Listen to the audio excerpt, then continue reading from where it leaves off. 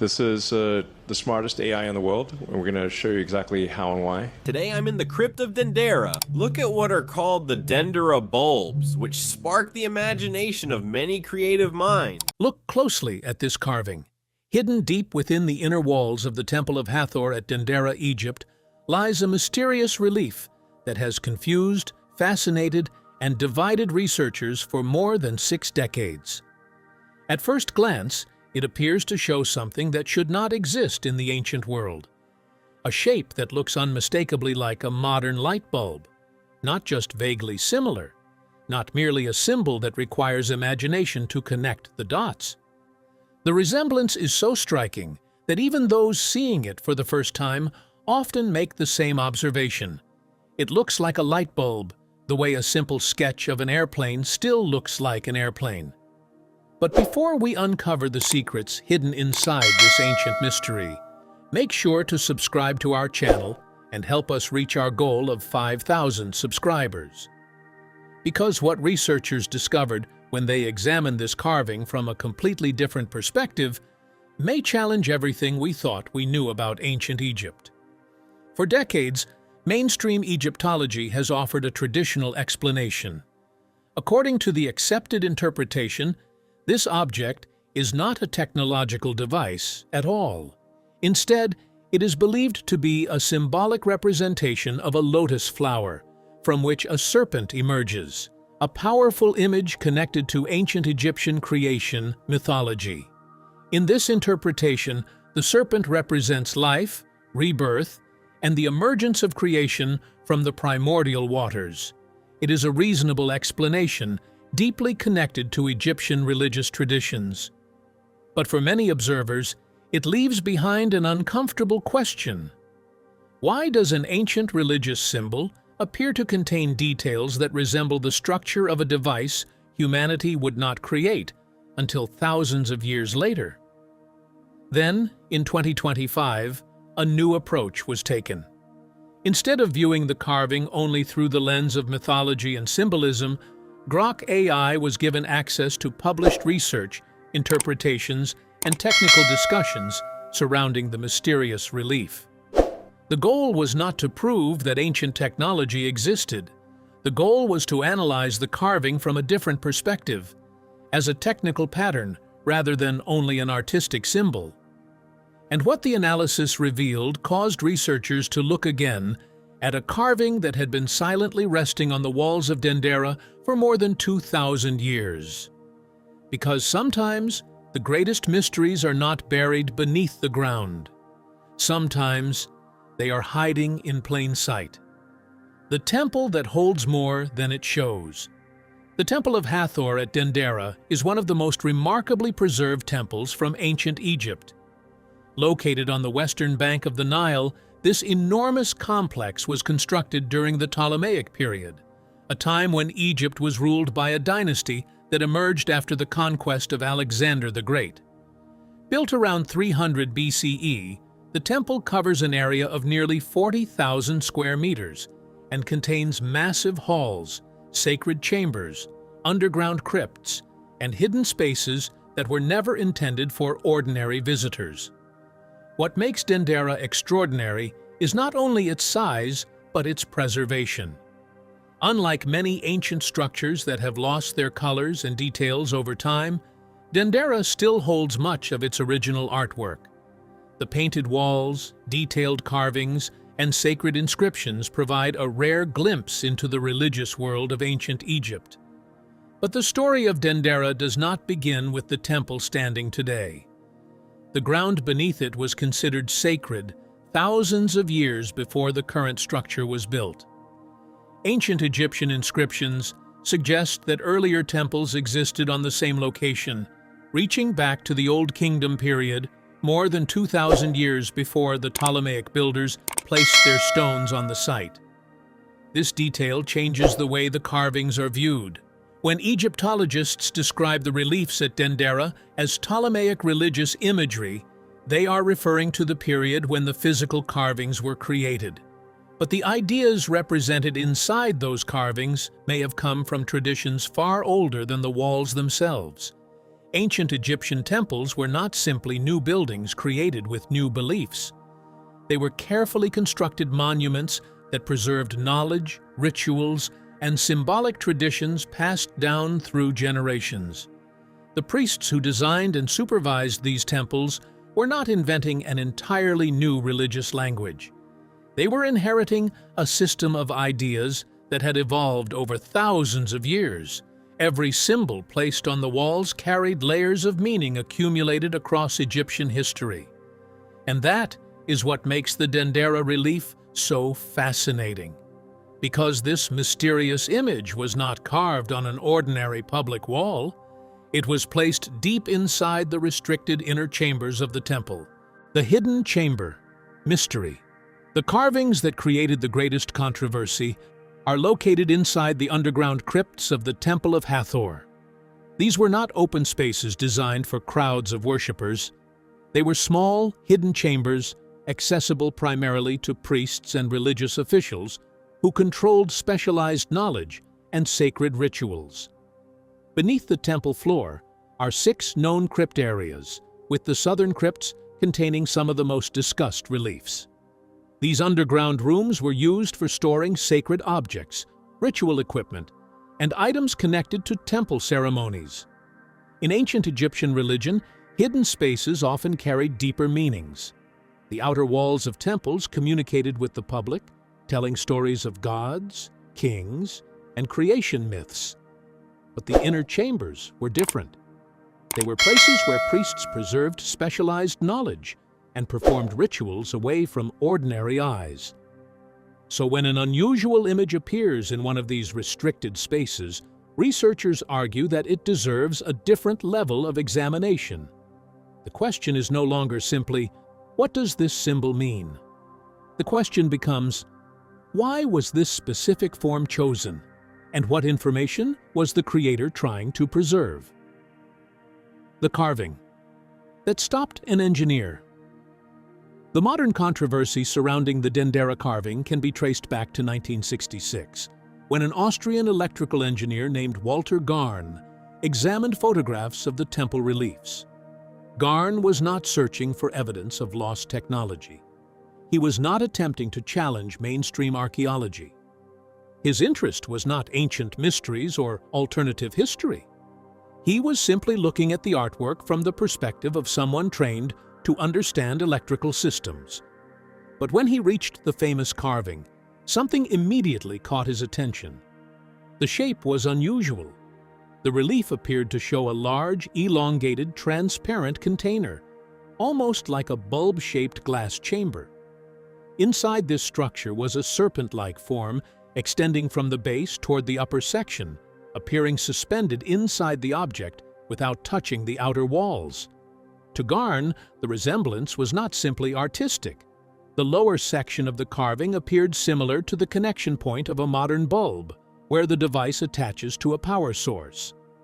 The supporting structure beneath it resembled, at least visually, the type of separation and insulation found in electrical components. His technical interpretation was that the carving shared similarities with a Crookes tube, an early type of glass vacuum tube developed in the 19th century. A Crookes tube consists of a sealed glass chamber containing electrodes. When electrical energy passes through the vacuum inside, it creates a glowing effect as particles move between the electrodes. These experiments later became a critical step toward the discovery of X-rays by Wilhelm Röntgen in 1895, and eventually contributed to the development of cathode ray technology used in early television systems. The comparison between the Dendera carving and a Crookes tube was so specific that it continued to appear in discussions for decades. Critics dismissed it, arguing that the similarities were purely coincidental and that the carving belonged entirely within Egyptian mythology. Yet the comparison refused to disappear. For 60 years, the same question remained unanswered. Was the resemblance simply a coincidence created by symbolic art? Or was the carving preserving some form of ancient understanding that modern researchers had not fully recognized? Walter Garn could not answer that question with the technology available in 1966. But decades later, artificial intelligence was given a different task. Not to ask what the carving looked like, but to ask what the carving was technically describing. And that changed the way the mystery was examined. The darkness question that started everything. Before we can understand what the AI analysis discovered about the mysterious Dendera carving, there is another question that has followed ancient Egyptian architecture for centuries, a question that seems simple at first, but becomes increasingly difficult the deeper researchers look.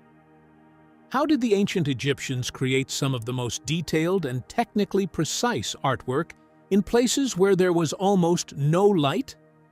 Across Egypt, some of the greatest artistic achievements of the ancient world were created in locations completely hidden from the outside world. Deep underground chambers, narrow corridors carved through solid stone, tombs sealed beneath layers of rock, where sunlight could never reach. These were not simple drawings made in open spaces. These were incredibly detailed paintings and reliefs, filled with complex patterns, precise lines, and microscopic artistic details that required exceptional control from the craftsmen who created them. But the environment where they worked raises a difficult question. How did they see? How did ancient artists produce masterpieces in spaces where natural light was completely absent? One of the most famous examples comes from the tomb of Ramesses VI. Buried deep beneath the ground in the Valley of the Kings, the tomb contains some of the most impressive religious artwork ever created by ancient Egyptian artists. The ceilings and walls are covered with astronomical diagrams, sacred texts, and detailed illustrations extending across enormous underground chambers. Creating such artwork would have required countless hours of careful work. Artists would have needed to maintain steady lighting, control shadows, avoid damaging the delicate pigments, and work in an environment where smoke and oxygen levels could become serious problems. A single unstable flame could distort their vision. Too much smoke could damage the artwork they were creating. Too little oxygen could make the working conditions dangerous. Yet somehow, they produced artwork of extraordinary precision. For decades, the mainstream explanation has been that ancient Egyptians used a combination of methods. Polished metal mirrors may have redirected sunlight through openings, carrying natural light deeper into certain structures. Oil lamps and other traditional sources of illumination would have been used when necessary. And technically, this explanation is possible. In some locations, carefully positioned reflective surfaces could have helped extend available daylight. But critics of this explanation point out a major problem. The deeper and more complex the underground spaces become, the more difficult the mirror theory becomes to maintain.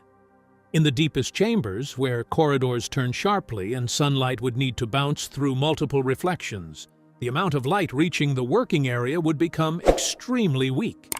Enough, perhaps, to navigate, but enough to paint intricate details with extraordinary precision? That remains a more difficult question. And then there is one particular detail that has attracted attention for decades: the missing soot. Many underground Egyptian chambers, including areas within the Temple of Hathor at Dendera, show surprisingly little evidence of the smoke residue expected from traditional lighting methods. This detail matters because every combustion-based light source leaves traces behind. Oil lamps produce soot. Torches produce soot. Candles produce soot. Whenever flames burn inside enclosed spaces, carbon particles accumulate on nearby surfaces, especially ceilings and upper walls where smoke naturally rises. If ancient Egyptian craftsmen created these masterpieces using hundreds or thousands of hours of lamplight, researchers argue that some evidence of that activity should remain. But in several important locations, that expected residue is limited or absent. Researchers studying decorated chambers have analyzed surfaces and samples looking for carbon deposits that would confirm extensive lamp use. In some of the most elaborately decorated areas, the expected signs are not as clear as many would anticipate. The mainstream explanation suggests several possibilities. Improved ventilation systems may have reduced smoke accumulation. Specialized fuels may have burned cleaner than expected. The lamps may have been used carefully enough to minimize residue.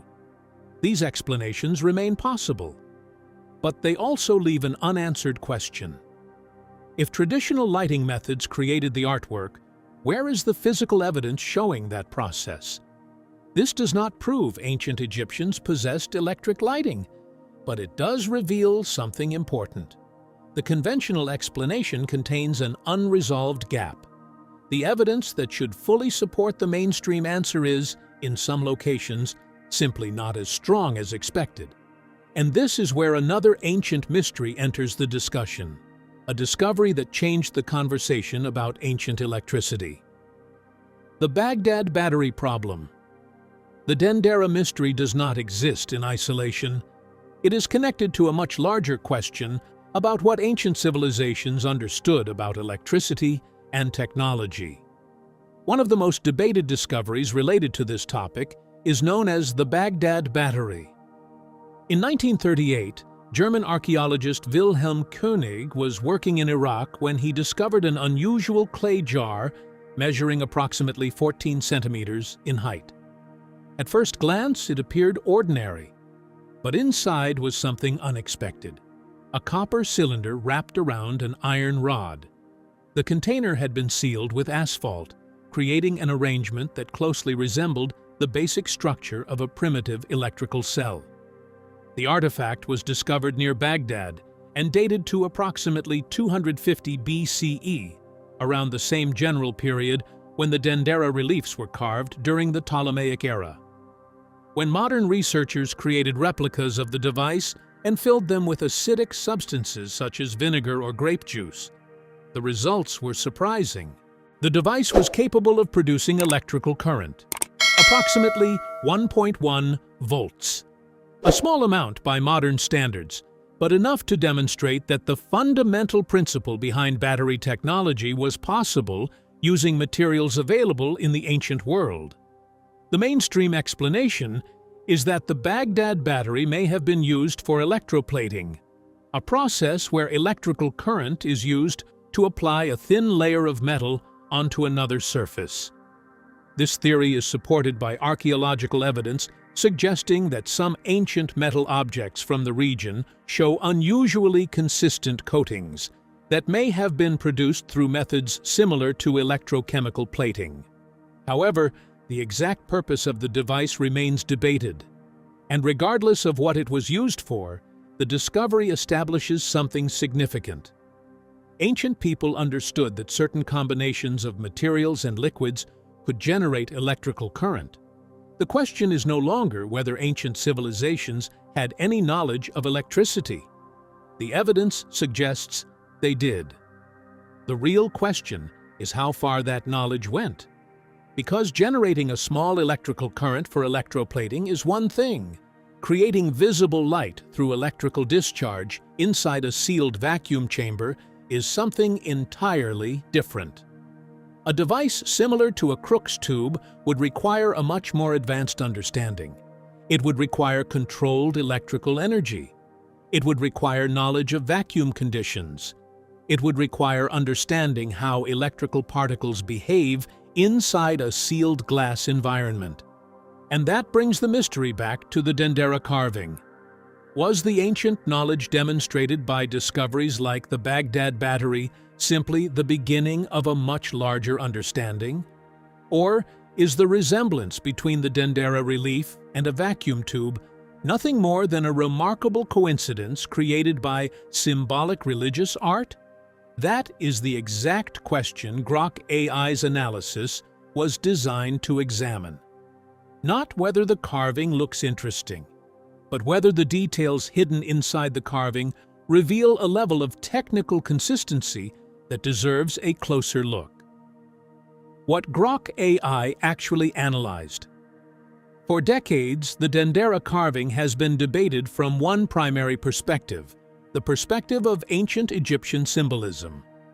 Researchers have studied the gods, the mythology, the religious traditions, and the artistic language surrounding the relief. But in 2025, the question was approached from a completely different direction. Instead of asking, "What does this image mean within Egyptian religion?" Grok AI was asked a different question. What physical object or phenomenon does this image most closely describe if analyzed as a technical representation? That difference may sound small, but it changes the entire method of investigation. Art history examines meaning. It looks at symbols, cultural traditions, religious beliefs, and the stories ancient people were trying to communicate. It asks why a civilization chose a specific image and what that image represented within their worldview. Technical analysis asks something different. It examines structure, it examines measurements, it examines whether the details of an object match the characteristics of a real physical system. One approach asks what something represents, the other asks how something functions. And those two questions can sometimes lead to very different conclusions. For the technical analysis, Grok AI was provided with detailed information extracted from the Dendera reliefs. This included dimensional measurements from high-resolution scans and photogrammetric surveys of the crypt surfaces, capturing the geometry of the carvings with extreme precision. The system was also given technical specifications from known electrical devices, including Crookes tubes, vacuum tubes, and related components, allowing it to compare the proportions and relationships between the ancient carving and known engineering designs. The goal was not simply to ask whether the carving looked similar to a modern light bulb. The goal was to determine whether multiple independent features inside the carving followed the same type of proportional relationships found in a functional device. And the results produced a much more specific observation. The dimensions of the Dendera carving showed several measurable relationships that matched the structure of a vacuum tube design. The length of the bulb-shaped enclosure compared to its maximum width. The position of the internal serpent-like element inside the chamber. The relationship between the lower connection structure and the main body of the object. Each individual measurement could potentially be explained as coincidence. But when all of these elements were examined together as a complete system, the pattern became more difficult to dismiss. The analysis did not prove that the carving was a light bulb. That conclusion would require far more evidence, but it identified something more precise. The carving's geometry was consistent with the type of structural relationships expected in a functional vacuum tube design. And that distinction is extremely important. A resemblance alone proves very little. Many objects throughout history can appear similar by accident. A necessary condition for identifying a technical object is that its components must maintain the same relationships required for that object to function. But even that is not enough by itself. The similarities could still be accidental. They could be the result of artistic traditions, symbolic conventions, or design choices that happen to create comparable proportions. The analysis moved beyond simple resemblance when it examined the relationship between multiple parts of the carving simultaneously. One of the most unusual details is the position of the serpent-like figure inside the bulb-shaped enclosure. In the traditional interpretation, the serpent represents a symbolic element connected to Egyptian creation mythology. But from a technical perspective, the placement creates another possibility. It resembles the movement of an electron beam inside a vacuum tube. Inside a functioning Crookes tube, electrical particles travel through the empty space between electrodes without physically touching the glass walls. The internal element appears suspended inside the container. That is not merely a visual similarity. It represents a specific physical behavior found in a particular type of technology. The lower connection area of the carving also drew attention.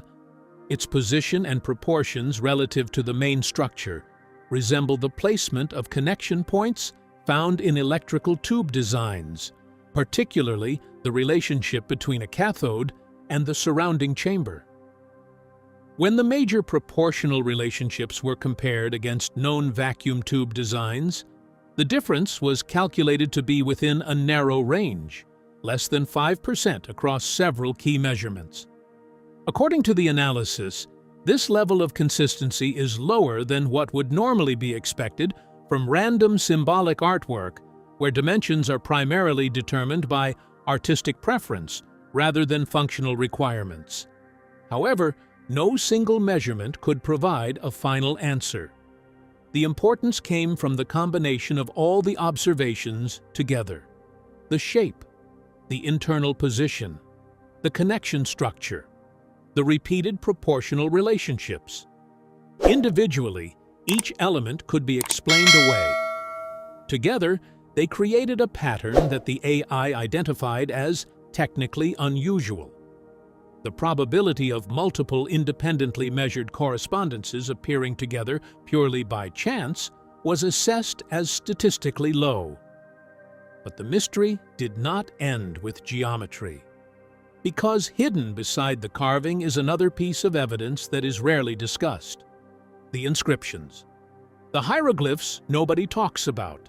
Surrounding the famous Dendera relief are ancient hieroglyphic inscriptions that have been studied and translated by Egyptologists for more than a century. These texts are not unknown. They are part of the established academic record. Yet, they are rarely mentioned in popular discussions about the mysterious carving. When Grok AI examined the complete collection of information surrounding the relief, these inscriptions became one of the most interesting parts of the investigation. The hieroglyphs accompanying the image describe the object using language that, in some scholarly interpretations, relates to concepts of illumination, brightness, or something that gives light. For generations, Egyptologists have interpreted these words within the framework of Egyptian religious mythology. The explanation is that the inscription refers not to an artificial device, but to divine illumination, specifically connected to Ra, the sun god, who represented the ultimate source of light and creation. Under this interpretation, the lotus represents the emergence of life from the primordial waters, while the serpent represents the forces of creation and renewal. It is a coherent explanation. It fits comfortably within the broader religious symbolism found throughout ancient Egyptian temples. But the same language creates an unexpected problem. Because the concept of something that creates light can be interpreted in two very different ways. It can describe a religious symbol representing divine power. Or, if the object itself were technological, the same idea could describe a device producing illumination, expressed through the religious language of the civilization that created it. In other words, the inscription does not completely separate the two possibilities. The same words can exist within two different frameworks, one religious, one technological. And that is what made the inscription one of the most ambiguous pieces of evidence in the entire investigation.